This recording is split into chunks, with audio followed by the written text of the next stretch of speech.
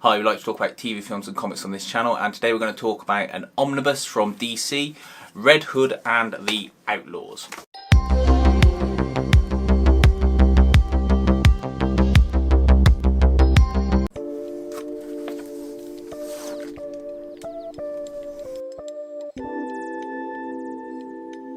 Red Hood and the Outlaws is a omnibus from DC Comics. It's labelled as Volume 1, but really I think it's going to be the only volume of it.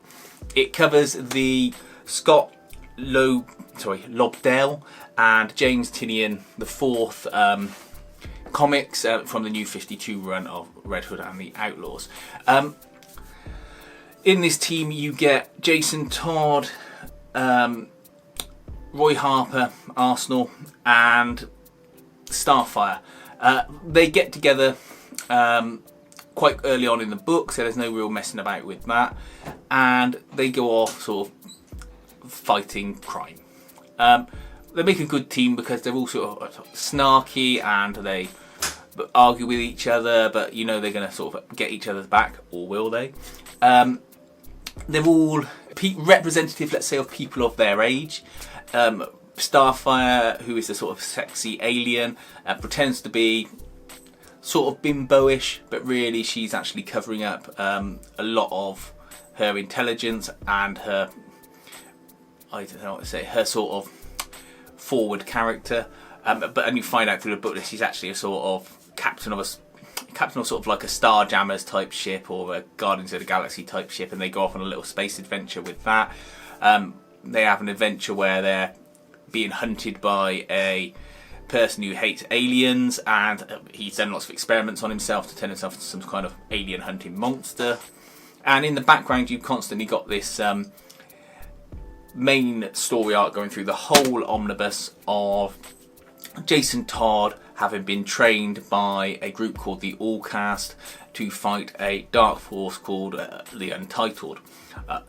It turns out that the Untitled draw their dark energies from the sort of mother of Lazarus pits, from which all other Lazarus pits are simply a derivative, which is fine. But what happens to this story is the first half of it in this book is really enjoyable. It's sort of knockabout fun, it's action, it's comedy. There's like sexual goings on between them as like Roy starts banging Starfire, and you think, great, this is like a good, solid, fun read, and you don't have to like rip through it in one go. You're happy to read a couple of sort of episodes almost, because it feels episodic, and it's very enjoyable. The writing's great, the art's great, got very clean art in it that I like. And then all of a sudden, death of the family occurs, and it puts the brakes on the whole adventure, or at least it felt like it for me. Death of the family wasn't a story arc I enjoyed in any event in the main Batman run where it occurs, and it just sort of sucks all of the enjoyment out of this read. It really bogs it down, because what happens as a result of Death of the Family, Jason Todd has his memory erased, and so you lose all of that fun energy you had in the first half of the book, and then you end up getting dipped into this plot that James Tynion has to sort of pick up, and it's all sort of trying to wrap up this All-Cast and the Untitled storyline. Jason's got his memories, then he hasn't got his memories, then he's got them again, and he's the saviour. And you get some good battles, you get some good characters in there. Cheshire appears, and I like the New 52 version of Cheshire. She's absolutely fine, but it never really sort of recaptures that energy. They do their best. It sort of starts curving back up as far as the story goes, and the energy in the story goes, but it never reaches sort of the peak that it was at the first half of this omnibus. That's my complaint about it. This is the only Red Hood and the Outlaws book that I have read, so I don't know if the subsequent books after this go back to those sort of levels, but I think this is something that if you find for a decent price, get it. I would say if you're in England, maybe around the £40–45 mark. I wouldn't pay any more than that for it. I'll throw up on the screen what it's currently going for on online.